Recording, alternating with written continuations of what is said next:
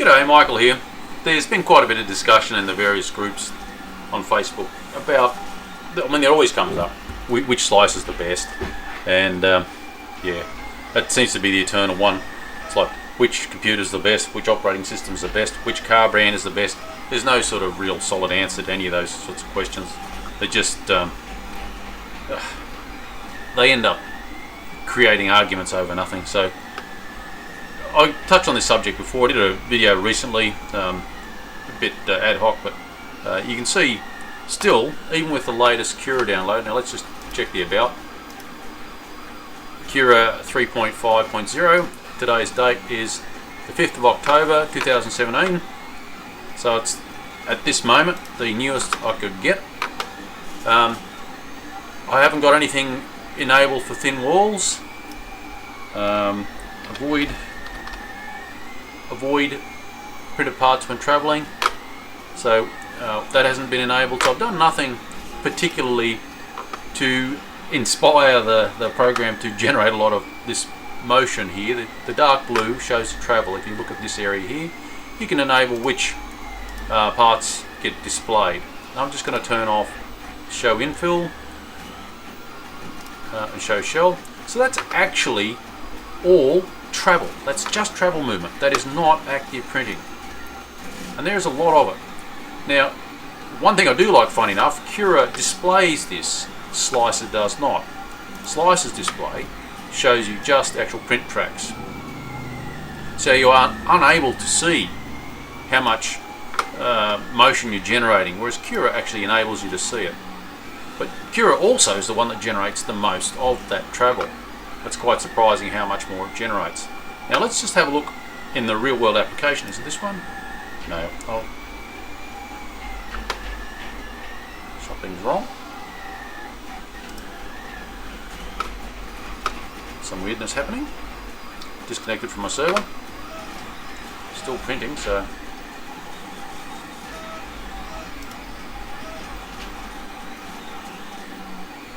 don't know, I've lost my printer. Okay, let's just see what this thing's doing. I'll let that load.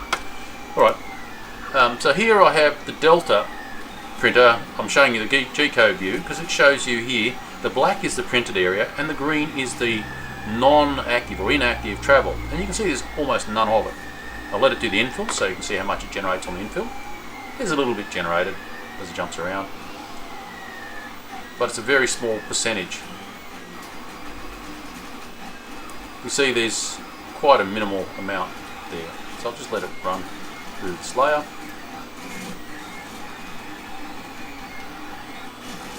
We can have a look at the camera. The camera angle's a bit nasty on this. I can't mount the camera in any way that's good, just the way the thing's set up. Now that's the plan view of the print. It's not particularly well focused or anything, but it's enough to show whether it's working. But showing the G-code shows you what it's up to.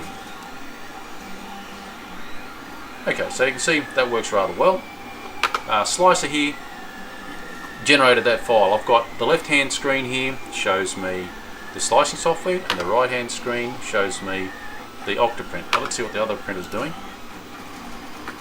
It's still offline. Well, that's interesting. Maybe there's been a network problem. Still printing fine, so I don't know what to think. Alright, I'll just leave that where it is. Unfortunately I can't show you that printer at the moment. I'm not going to fuss with it. But there you can see the Delta's working fine, and going back to Cura, you've got this mess. Now, because I have a number of printers, a number of computers, and a one-man band, I can't justify multiple licenses for any commercial software. And the only thing that I can see that's an advantage with Slic3r is, with Simplify 3D, is manual supports, which is quite a good feature, but I haven't really collided with that. Now, in fact, on this setup, let's just have a look at what I've done here. On this, I've actually created a manual support by actually just designing something as part of the design. So let's just see, do I have the software? No, I've just looked at the preview. There we go. So you can see I've just generated that with the tiniest bit of clearance. You can see there's the tiniest bit of clearance, but the reality is that the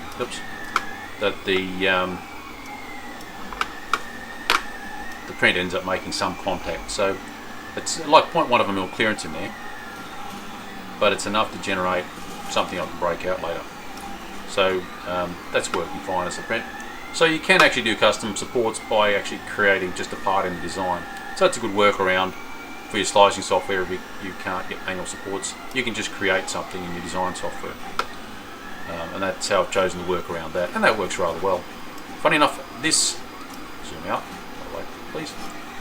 That overhang there, my printers seem to get away with printing that. So it's quite interesting how little support you need. If you've got reasonably good cooling, and as the print goes around, let's look at the layers.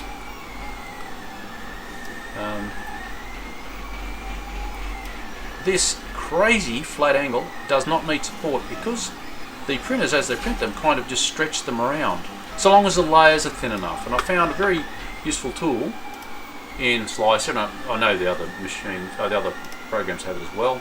This adaptive quality. So I've set it to 75% and match horizontal surfaces so that things give their true height and value. So let's just have a look at, if I click on that, let's have a look at the layer heights that it's generated.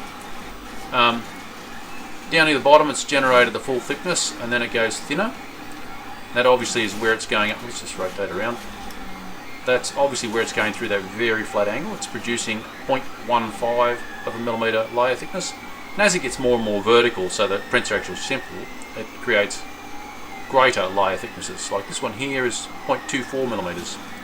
So the Slic3r has actually done a reasonably good job of adapting the heights of the layers so as to allow that really, really flat angle. Let's go and zoom in on that. Maybe I can get that bigger. Can I do that?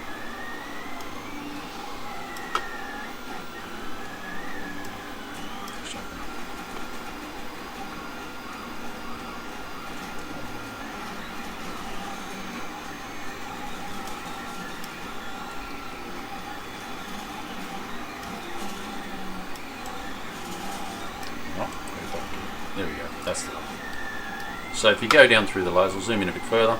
You go down through the layers, these parts here are thicker layers, and then it goes thinner as it goes to the weirder angles. You can see it's a very flat angle there. I'll just see if I can rotate that at a better angle.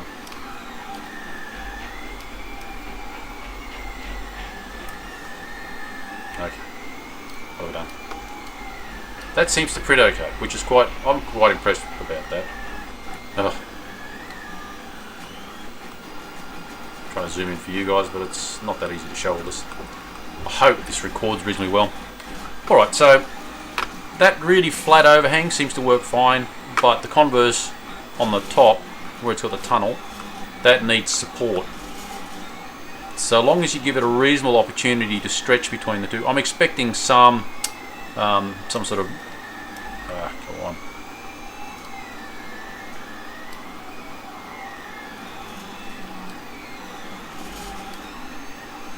I'm expecting some issues here because this is the hollow side, and that's obviously where it's going to be stretched away from the last print. So the bottom here works really well.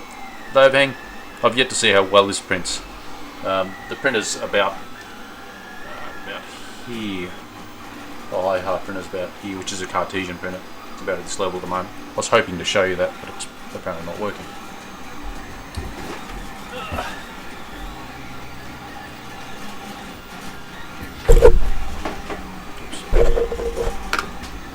Connect again.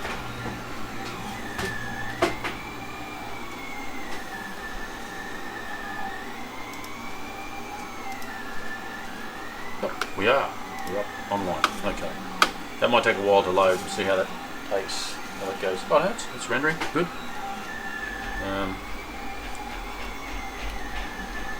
We've just had a dodgy network connection. Okay, so you can see here, this is set to minimize the amount of crossing of the perimeters, and you can see the green line there indicates that one circuit round. So let's go back to the Cura. Can we turn that? And you can see there's a lot more than one single line per layer of inactive travel. There's lots of them. See, there's buckets of little movements here. So going back to our, not that one, go to Hmmm, that one. You can see, I'll let that print the whole layer through so you can see the whole process.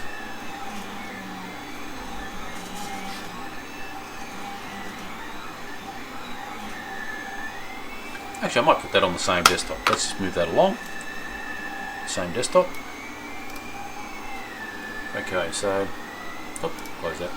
So here's the Cura model versus the actual outcome of Slicer or Slic3r, whatever you want to call it.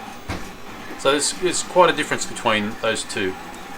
So it's kind of frustrating that we've got Slicer's actually a pretty good slicing package, but Cura's got a better display. I can't discount Cura, but this is one thing that's really bugged me because it like doubles your print time in a lot of jobs, and I've had that significantly proven. This 5 hours and 43 minutes is more likely going to be 8 hours of real printing because this calculation does not really take into consideration acceleration and so forth. Now going back to the Delta, where are we? That one. That's got 3.5 hours left, and that's according to Octoprint. So that would have been probably, what is that, 39 minutes. So it's probably going to be a bit over 4 hours of printing in this. Whereas the Hi-Har, let's go to the Hi-Har print. It's got 4.5 hours left to print, and it's been going for 4 hours, so nearly 5 hours. So it's sort of a 9-hour, 10-hour print. And Cura will definitely be longer than that. So this might even be a 12-hour print. So this 5 hours and 43 minutes, I don't know where they get this idea from. It doesn't seem to be, doesn't correlate with what I see. Because of those travels and the acceleration and deceleration, it doesn't seem to account for that properly. I don't know why they have that there.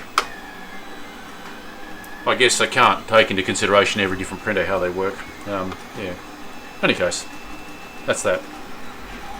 Like I said, I really do prefer Cura's display of the layers. You can see whatever you want to see, and whatever you don't want to see you can turn on and off. The helpers. So now we're looking at travel. So that is all the just motion of travel. If you turn off the travel, then this kind of shows you what Slicer shows you, or Slic3r, whatever you want to call it. I'll just go back to one of those Slicer windows. You see Slic3r or Slicer, I don't know, I'll call it Slicer. Alright, so I guess that's enough waffle. You can see here the multiple desktops on the bottom. This machine I'll call Workhorse because it is my workhorse, and there you go. And it seems to really handle being belted around. It's got 48 gigabytes of RAM, 6 cores. It says 2.67 gigahertz, but it seems to run at 3.3 when you belt it hard. Yeah, so obviously it's adaptive. What are we going there? Right, so the Cura that's installed with Ubuntu's setup is 3.1. So I've downloaded the app image from Ultimaker's website, and this is 3.5. I'll just confirm that. Cura 3.5. So it's quite okay to have multiple different versions. If you find certain versions do certain things a better way, there's no reason why you can't have 2 or 3 installed. So it's quite another good thing about open source software. It's usually flexible. The machine's yours. The software, can be set up how you like. And yeah, throw a donation to various open source contributors, which is kind of like buying the software, but you're not expected to. So it's a very much, it's a bit like tips and so forth. All right. Is there anything else worth talking about? Not really. Yeah, I guess that's it. Feel free to like, share, subscribe, ask a question, leave a comment.